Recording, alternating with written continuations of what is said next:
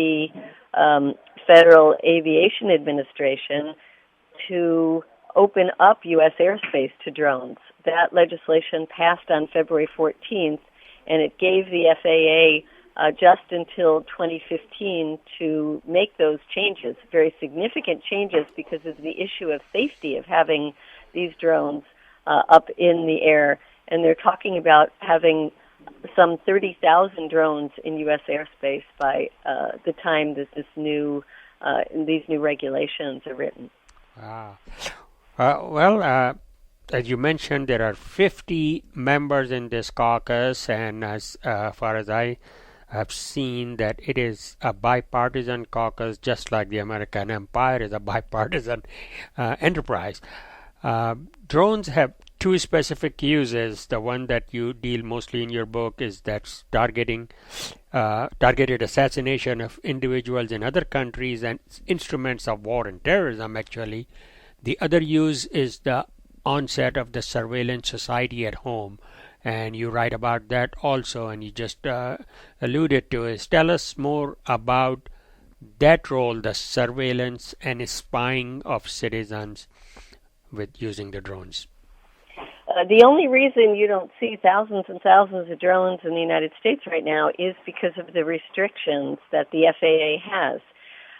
So right now it's only in its experimental stage. The FAA has given out a couple of hundred permits to different agencies, including police departments, to experiment with the use of drones. Just as an example of how secretive all of this is, we don't even have a list of who has received these permits.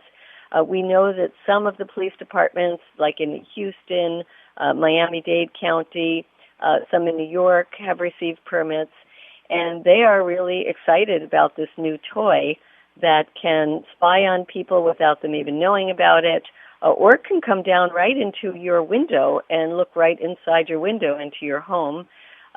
They can be used they're talking about using drones, having tasers being attached to the drones, stun batons that could be used from drones. And let's remember, Dan, that drones are have killed several American citizens overseas, and who's to say that American citizens couldn't be killed by drones here in the United States? So we should be extremely concerned about the future use of drones here at home. We are very concerned that the American public seems to think that drones are okay.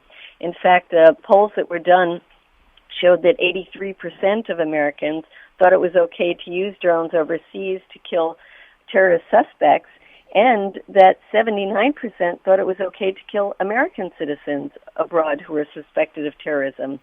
And included in that are a majority of Democrats, even people who self-identify as liberals.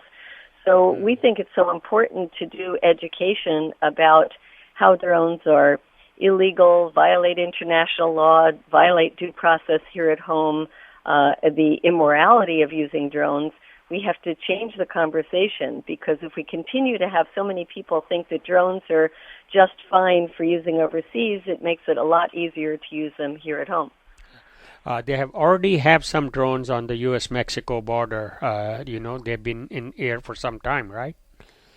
That's right. They are used both at the southern and the northern border. Okay. One thing that is very disturbing is that in the northern border, there was already an incident when a local police department in North Dakota asked the borders if they could use their drone, and they lent it to the police department for capturing suspects in a rustling of cattle.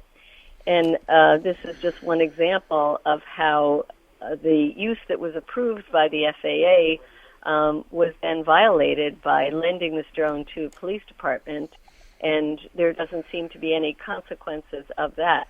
And yes, drones are being used along the southern border. They're being used to try to spot illegal immigrants and also for drug smuggling. Let's talk about the International Drone Summit in Washington, D.C., scheduled for April 28, 29. What is the goal I mean, you are the organizer of that event. What is the goal and purpose of the summit? Well, we feel that people who work on different issues related to drones have not had a chance to get together. Folks that are looking at the violation of rights along the border, folks that have been suing the government around the killing of people overseas, people have been protesting, like we mentioned, at the Air Force bases. This will be a time for them to come together, learn more about the drones and how, whether we're talking about the use of drones overseas or here at home, we're talking about the violation of basic rights. We're talking about a secrecy program that contradicts everything that we believe in terms of an open democratic society. So one is just that sharing of information. We do hope that it's a chance to strengthen some of the campaigns that are already going on. For example, I don't think most people, even in the progressive movement, know that there is an organization that's trying to get an international convention around the use of lethal drones. And we hope that some alliances, coalitions will be built out of this summit so that we can work together.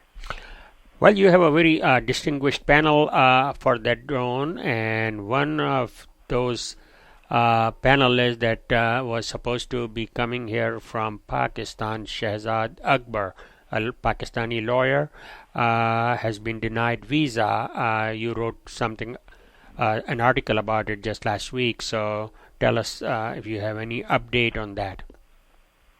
Well, this is a case of one of the people who knows the most about how the drones are being used in Pakistan, who works directly with many of the victims' families, and we wanted to have him here to tell us about what his findings are, what his efforts are. He's been suing the various agencies in Pakistan, including U.S. agencies, and he has not been granted a visa to come here.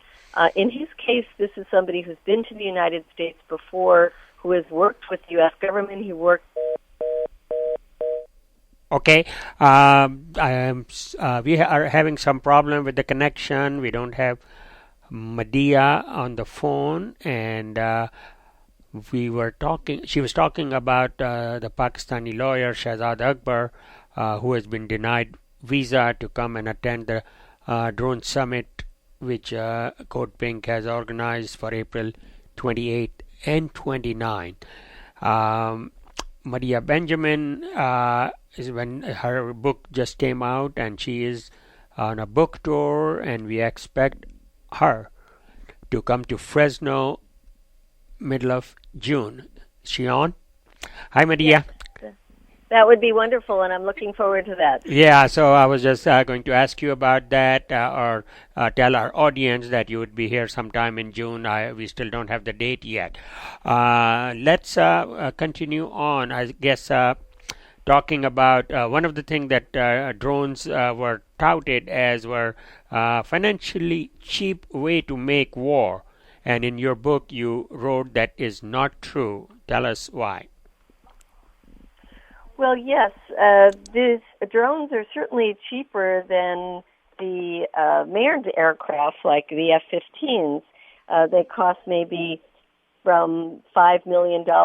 Some of them are $10 million, $15 and these are the Predator and the Reaper drones. There are much more expensive drones called the Global Hawk.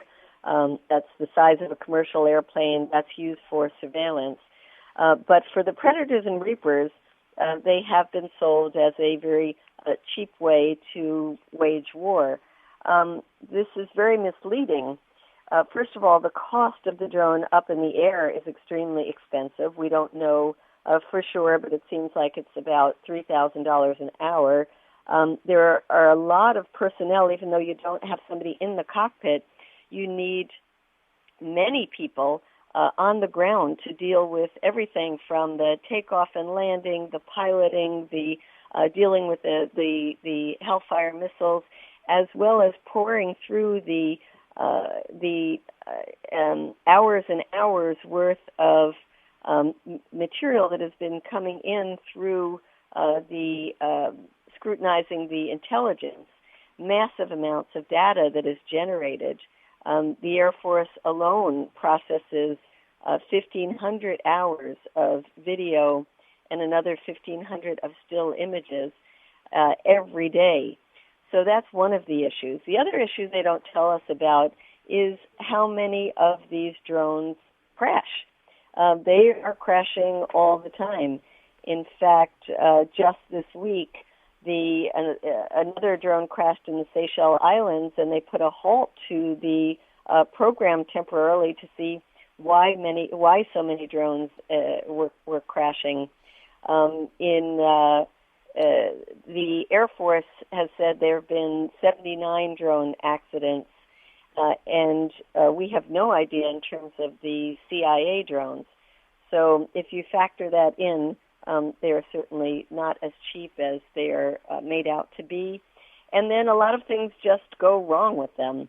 The technology is still being developed.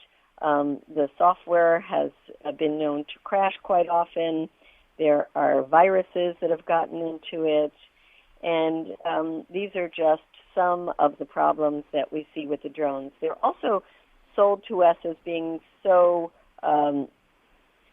capable of seeing down to the license plate of a vehicle, and yet we find that they have been faulty information so many times that the estimates in Pakistan alone of the number of civilians that have been killed are over 800, including 175 children.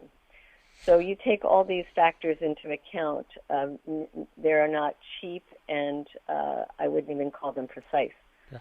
Well, some estimate the ratio could be 50 to 1 civilians to the combatant, and over 3,000 people have been killed. But the number that surprised me was that over 1 million people have been uprooted and from the areas where drones are striking all the time.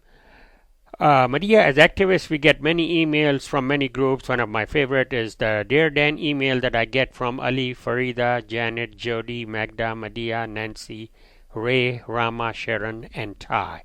Of course, this is the Code Pink email that keeps me up to date with what they are doing. How can our audience get on the Code Pink email list? Also tell us how we can purchase. They can purchase your new book. Yes, they can go on to the website, www.codepink.org. They can get the book from the website there. You can also sign up for our weekly emails that you mentioned. We won't bombard you, but we will send you very important information and actions you can take. And I thank you, Dan, for giving me the chance to talk about drones and trying to educate people about this new technology, the new face of war, that those of us who care about... Thank you so much, Madia. Thank you for your appearance on the show, and we are looking forward to have you in Fresno in middle of June. You have been listening to Speaking Truth to Empire on 88.1 KFCF Free Speech Radio for Central California.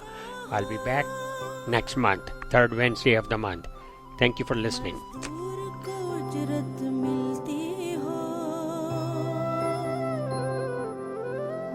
इज़हार को जुर्रत मिलती हो तालीम सभी को यकसा